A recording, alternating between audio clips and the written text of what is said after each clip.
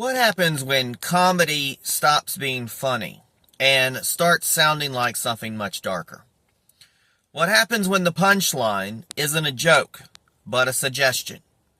And what does it say about where we are as a country when people laugh anyway?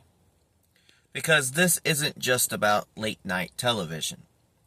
This is about a line that maybe we've crossed and didn't even notice. Welcome back to Go Right with Peter Boykin. I'm your host, Peter Boykin, the Constitutionalist for Liberty. I'm bringing you perspective, truth, and a voice for the constitutional republic. And folks, don't shoot the messenger. I mean, really, in today's world, please don't shoot the messenger. You can find more at GoRightNews.com, PeterBoykin.com, and check out our music, the music side of our movement at GoRightMusic.com. Also streaming on Spotify and other streaming platforms, so be sure to follow and support. Now let's talk about something that should concern every American, no matter what side of the aisle you're on. Recently, Melania Trump responded publicly after comments were made by Jimmy Kimmel.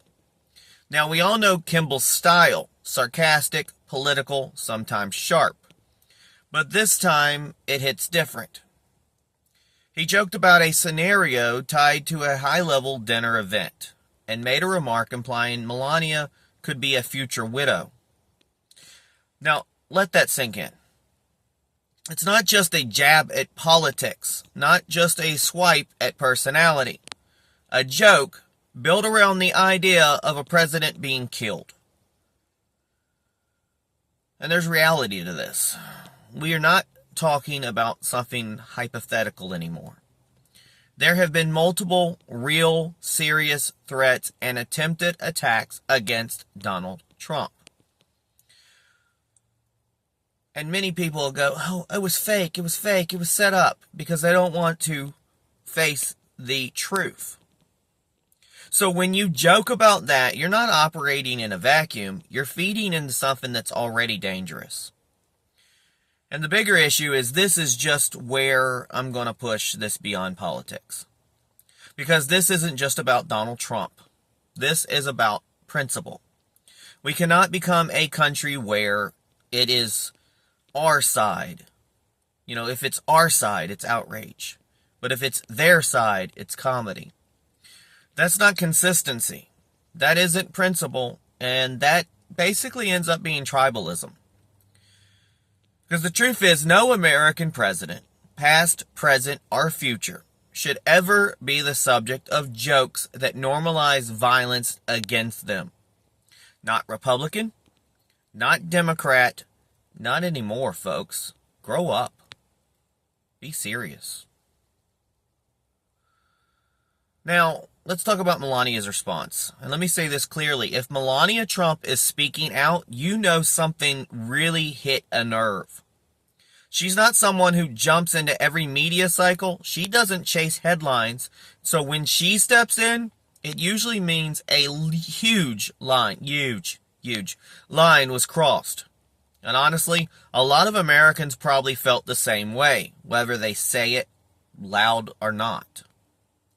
So, how I found about this is because everybody started talking about, should Jimmy Kimmel be fired? And then I'm like, why? This already happened before. Why are we bringing this back up again? Then I found out what he did. Now, here's the question everyone jumps to. Now, should Jimmy Kimmel be fired? And this is where we got to be careful. Because me, as a constitutionalist, I believe in free speech. Even speech I don't like. Even speech I think is wrong. And the First Amendment isn't there to protect safe opinions. It's there to protect uncomfortable ones as well. But free speech does not mean freedom from consequences. Because networks make decisions. Audiences make decisions.